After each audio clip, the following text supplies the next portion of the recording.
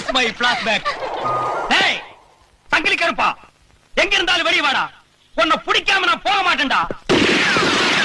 ஐயா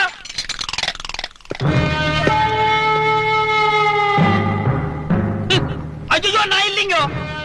அரே ஓ சம்பு, நீ தான் என்ன பிடிக்க வந்த புது போலீஸா? புது போலீஸ் ஏட்டு நான் தாங்க. ஆனா ஐயாவை பிடிக்க வரலீங்க. காட்டுக்குள்ள கருங்குரங்கு இருக்குன்னு சொன்னாங்க, அதை பார்த்துட்டு போலான்னு வந்தோங்க.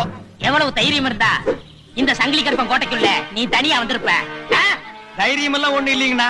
உங்க கையில காலில் விழுந்து உங்களை அரெஸ்ட் பண்ணிட்டேன்னா கவர்மெண்ட் கொடுக்குற தங்க பதக்கத்தை நானே வச்சுக்கலாம்னு ஒரு நப்பாசியில வந்துட்டுங்கண்ணா. பெருசா பேசுற, அப்படி பயன் சாகுற. ஆளை பார்க்காத வரைக்கும் அப்படித்தானுங்கண்ணா.